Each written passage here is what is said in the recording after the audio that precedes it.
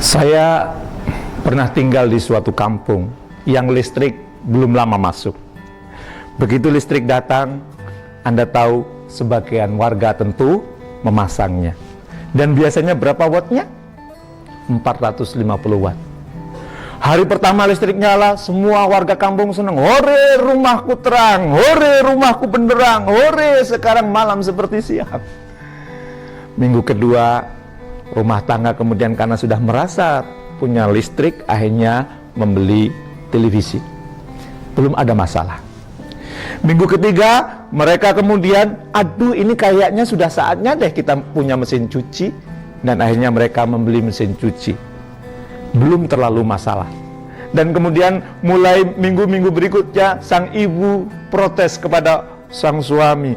Pak, ini supaya masakan nggak mudah basi, Pak. Cocok juga nih kalau dikasih kulkas, Pak.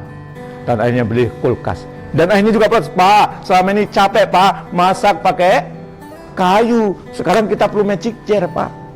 Dan akhirnya alat-alat elektronik semakin banyak dibeli. Dan apa yang terjadi? Listrik di rumah itu akhirnya sering mati. Kenapa? Tidak kuat mengangkat beban yang diembannya.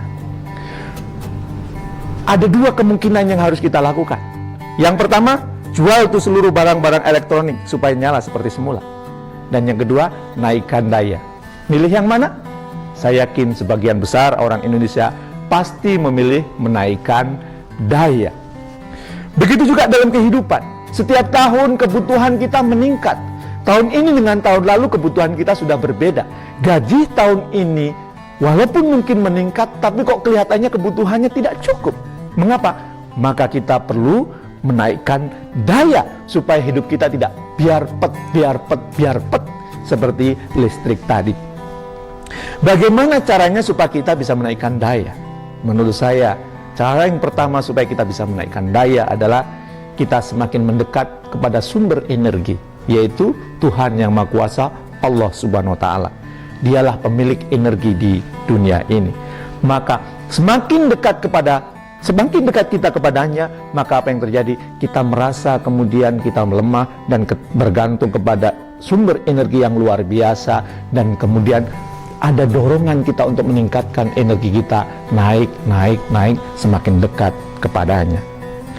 Yang kedua, kalau Anda ingin menaikkan daya, maka Anda harus mengkader orang-orang yang di bawah Anda. Orang-orang yang Anda pimpin, supaya Anda kemudian punya tim yang solid, punya pengganti Anda yang siap. Tidak mungkin Anda akan naik daya kalau Anda tidak punya orang-orang yang Anda pimpin naik kelas. Orang-orang yang Anda pimpin hanya menjadi follower. Orang-orang yang Anda pimpin hanya menjadi orang yang yes man. Maka Anda justru tidak akan naik daya. Naik daya Anda justru ketika orang-orang yang Anda pimpin itu kemudian Anda hebatkan, Anda menjadikan ia orang-orang yang luar biasa dan siap menggantikan Anda.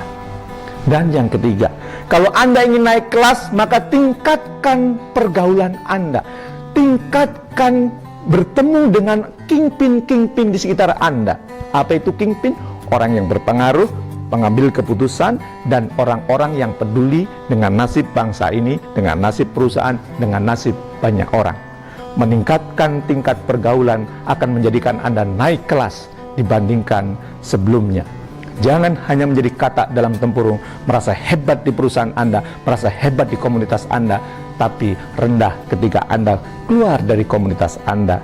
Oleh karena itu, tingkatkanlah pergaulan Anda ke kelas yang lebih tinggi. Saya Jamil Azeni, salam sukses mulia.